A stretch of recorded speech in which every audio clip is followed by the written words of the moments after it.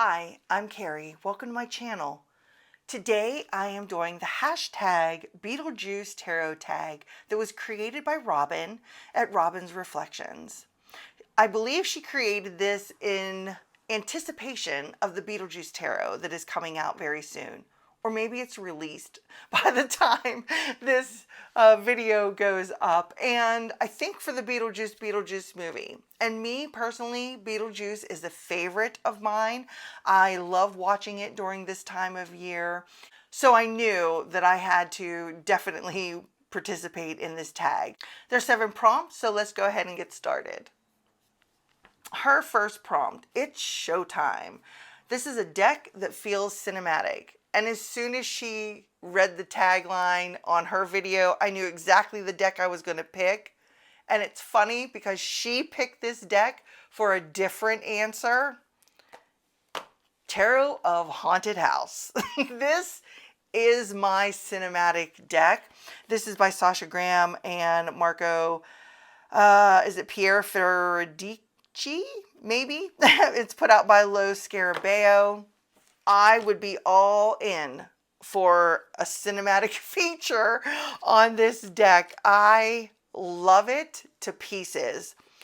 It centers around Raven, and I cannot remember the character's last name right now, and her going to this mansion to discover the secrets. And is this mansion reality? Is this mansion part of a nightmare? You know, what is it?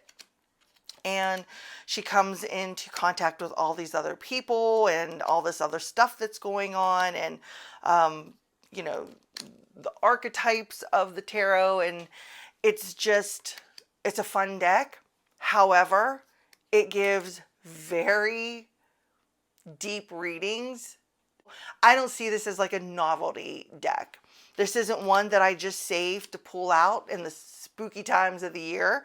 This deck sits in my cabinet with all my other decks that are used on a regular basis because I really do like pulling this deck out for different types of readings.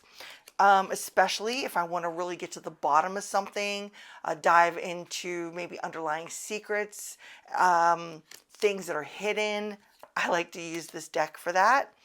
And it's really one of my favorites. So that's why it sits with the general population. It is not isolated to October decks only. But would definitely watch a movie on this one. Our second prompt is I'm the ghost with the most. This is your Ghoulish deck. And hands down, it has to be my zombie tarot. I have had this deck for years, many years. I got this right after I got the Housewives Tarot, and I had picked that up when it very first came out. This deck is a little intense sometimes, and honestly, it doesn't get as much use in my practice as it should. And I think it's because I forget about it. I forget that it's sitting over there on the shelf with my other spooky decks, only because I have no more room in my cabinet. So I've been moving and shifting decks around to other places, but it's always sat with the spooky decks. I tried using this for clients many years ago. It did not go well. Not that the reading wasn't spot on, which it was. The reading was too intense. The imagery and the things that came through the reading was a little too intense for a couple of the people that I did readings for. So I knew not to pull this out for clients anymore. So this is just a me deck, something that I use for myself. Just never think to pull it, but I really need to start doing that, especially for, I think, maybe some intense topics, questions, that sort of thing that I would want a hard-hitting truth about, because that's how this deck comes across, is hard-hitting. So it really could have been in that other category also, but I needed to showcase it as my Ghoulish Choice. The third prompt is I myself am strange and unusual. And this is a deck that is weird but lovable. I looked long and hard in my cabinet to decide what I wanted to choose, and this is what I'm going with. Guides of the Hidden Realms Oracle, written and illustrated by Colette Baron-Reid. This is Hay House. This deck is a little bit strange because of the characters on the deck, but is the most lovable deck. I adore it, and I've only had it since, what was it, beginning of summer, maybe midsummer, somewhere in there, that I picked this up, and I used it for, I don't know, 3 weeks straight, and I had such beautiful messages come through from these higher beings on this deck. So even with the strangeness of the faces and some of the imagery that is here, it is so powerful and so loving, and I truly adore it, and I had to put it away so I would start using some other things because I just wanted to keep pulling cards from this deck. I really do love it, and I'm glad that she took the plunge to illustrate a deck on her own to put out there into the world, because I really do like Colette's decks. So the fourth prompt is My Whole Life is a Dark Room. This is a deck that is photographic, or a deck that feels like you're looking into a photo. And the one I had to choose for that is the Touchstone Tarot by Cat Black, also put out by US Games. I've gushed and gushed about this deck since I got it, what was it, last year? Oh my gosh, was it last year? I can't even remember, but I did. I've gushed and gushed about it and absolutely love this deck, and it actually feels like you're looking into a photo of some sort, because these are taken from famous paintings, and with the little template down there, it feels like you're in a gallery and looking at things up on a wall.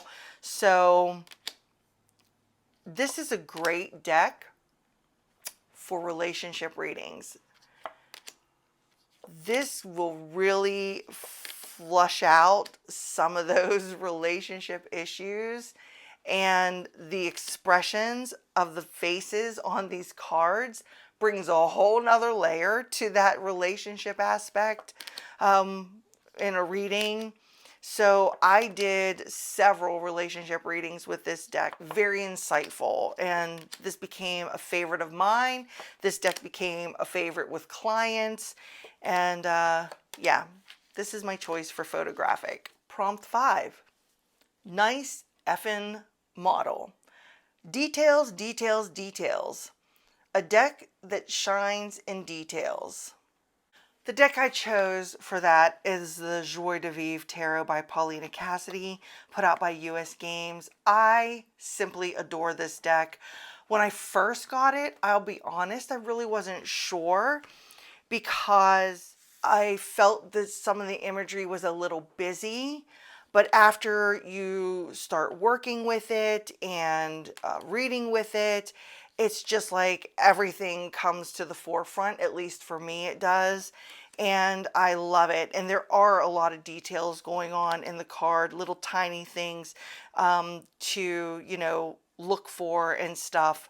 But more than that, one of the things I like is the guidebook with this, because let's see if I can find this character in here. In the guidebook, each one of these has their own names with the write-up. So for the 2 of Coins here, this is Flux, and it says, keeping the accepted flow in perspective. Flux keeps everything in harmony while navigating his desired direction. With one foot on the back of his running lizard, Flux manages to juggle a pair of coins while remaining balanced. The turbulent sea is a reminder that life is seldom an easy ride. This is just a tiny little white book, and it's great. The entries in here are great. It gives you the little bit of the story of the characters, what they're doing, their name, and I like to go to the guidebook if I'm doing a personal reading to get the character's name and to refresh myself on what the stories of the characters are, because this guidebook is a little gem which really drew me into this deck when I started reading the stories and finding out who these characters were and getting invested in them because they have the names and everything in there. So this is a favorite of mine, a favorite to pull out when I'm reading for others. And like I said, because I like to discover who these little people are on here and exactly what it is that they're doing. The next to the last prompt is, I don't think we survived that crash. A deck that brings harsh truths to light. That's my Saucerabito Tarot. It cracks me up every time I see someone talk about this deck in their videos and say, oh my gosh, the Saucerabito deck is so comforting, loving, and so supportive.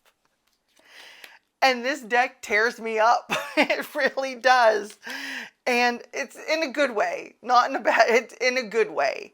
But it is intense. This is, I think, one of my most intense readers that I have. I don't use this deck for others. I just use it for myself.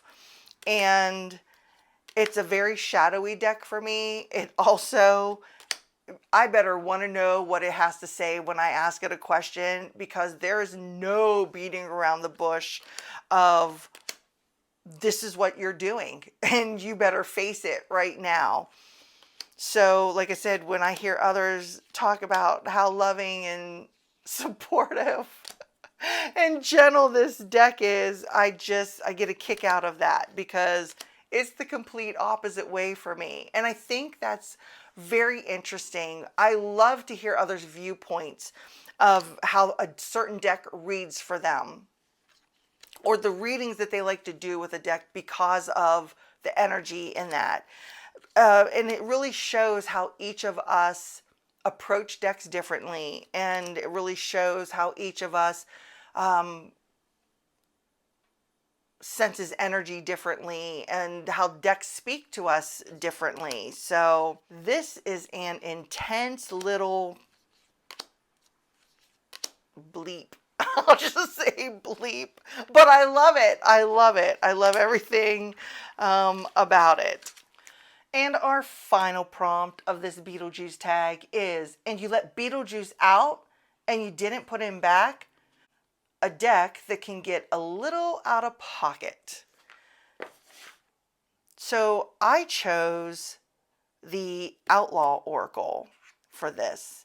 And this is an independent deck. And right on here it says independent, authentic, and rebellious.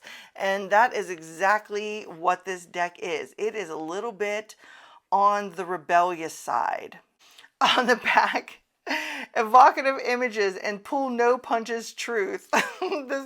So right there, I mean, they give you a heads up. Hey, do not think that this deck is going to be all love and light, because it is not, but it is fantastic. I talked about this deck before. I did a whole deck chemistry on this this little 44 card oracle, but I love it. It is one of my favorites. And I've only owned it a few months, and so I've only worked with it a little bit, but I want to use it more.